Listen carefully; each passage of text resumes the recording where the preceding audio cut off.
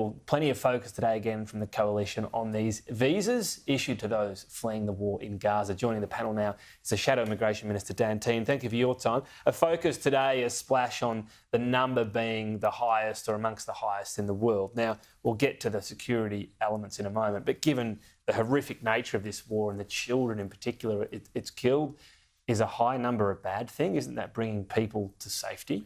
Well, I think what the contrast showed quite clearly was that no other country has brought this many people in from a war zone, which is controlled by a terrorist organisation using tourist visas.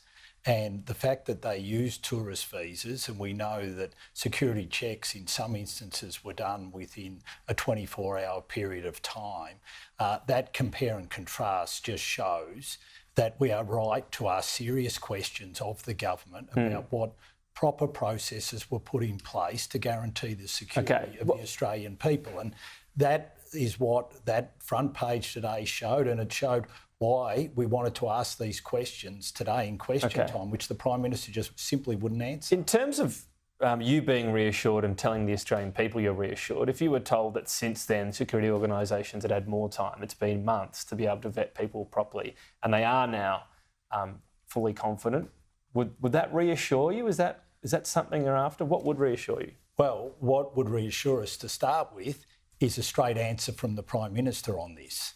And we tried to get that in question time today, and he wouldn't give us one. He simply wouldn't give us one. And that's us asking those questions on behalf of the Australian people to the Prime Minister.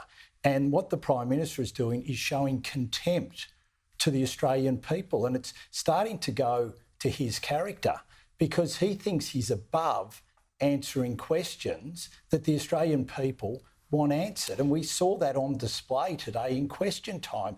And if this is the true character of the Prime Minister, then I think the Australian people will be alarmed, because he wouldn't answer the most simple question. The story broke in November, about November 22, 23. It's now August. Why in the last 2 weeks has the opposition finally decided to pursue this if it's such an urgent matter? Well, you will know that we have asked questions about this over those ensuing months. Now, not really. We have asked questions about this. We've asked them in the media. Yeah, I was going to say, you haven't asked them in the Parliament. Proper security checks were done. We have done that in the media. And then what we've seen is over time, the government refusing to answer questions. So to get those answers, we've had to go into the Parliament, into question time, to try and get those answers, because we're worried that there is something that has been done here that wasn't done properly. And as you know, in this area, we've seen over a long period of time now, nearly 18 months, 2 years, the government hasn't been able to give straight answers. And then the more we've dug, the more we've found out there was very good reasons for us to ask those questions. And in the end, Andrew Giles lost his job. Why do you think they granted the visitor visas? What's your suspicion? Because we're not really getting a straight answer. Well, Ed Hughes gave a bit of an answer. He did. Do you think that's the answer? What do you think's the answer? My deep concern is that it was done for political reasons. So this was done for political reasons. How would that benefit? Well, we know that the government was under attack, especially from the Greens, on this issue. And my worry is that they've acted for political interests, and in doing so have rushed this through, and therefore haven't done the proper security checks. Not everyone got those proper security checks. The process wasn't done how it's normally done, and that has led to the outcome that we've got now. And that is why all of a sudden the government won't even answer, and it's the Prime Minister won't even answer the most straightforward question. Well, you heard the Prime Minister in question time then talk about the record of the previous coalition government, that more than 1,000 people were brought in on visitor visas from Afghanistan, more from Syria, from Iraq. Why was it okay then but not okay now? Because the proper processes were followed. We used third countries and we made sure... For those visitor visas as well? For those visas, when it was necessary to do so, that is what we used. And you've got to remember that what the Prime Minister isn't telling you, if you look at the time frames for those tourist visas and how long they took to be granted,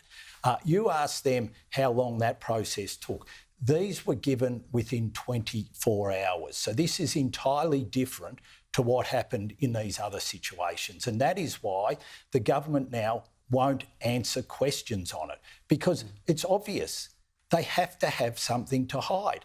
Otherwise, the Prime Minister would be there today giving the Australian people a straight answer, not treating them with contempt. Just to clarify that, so the vetting process then for those visitor visas was the same as temporary protection visas for people coming in under the coalition. Is that well? No, what I'm saying, in-person interviews? Well, what they do is when there is tourist visas, there are proper checks done to make sure that there is a proper request, face-to-face interviews, if necessary, to make sure a genuine process is put in place to make sure that you've got the rigour that is required. And if you have a look at the time taken to grant tourist visas, often it is a long period of time, so that can take place, especially for those countries. In this instance, it was done in 24 hours.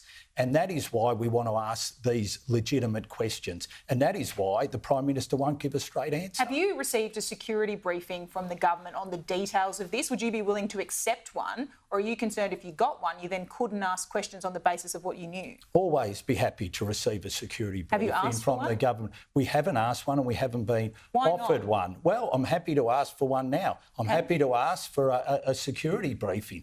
And it would be very good for the government to offer that. Because if they haven't got anything to hide, then they should be saying, well, come and get a security briefing. Now, I'm sure I can't speak for them, but I think the Leader of the Opposition has had some security briefings, and I think the Shadow Minister for Home Affairs has had some security briefings. But I haven't, and if they want to offer one, and we can go through all the details, especially about whether ASIO was asked whether tourist visas were appropriate to be issued at this time, a question I asked yesterday in the Parliament of the Prime Minister and he wouldn't give me a straight answer on, then absolutely, we'd be happy to ask these questions of our security agencies. So you don't know for sure and certain why those 43 visas were cancelled? No, and we won't be told. I mean, this is why we're asking the question. And it's not just for us. This is for the Australian people. We know that Minister Giles, when he was the Minister for Immigration, botched up so many things. I think he will go down as the worst immigration minister in the history of this nation. Now, he was the minister in charge, and that is why we think it's legitimate to ask these questions, because he was the responsible minister at the time. And we should be able to get a straight answer from the Prime Minister. 5 times today, he refused to answer the most basic question. And it's starting to go to his character. Dan Tehan, appreciate your time. Thank you. Thanks, Tom.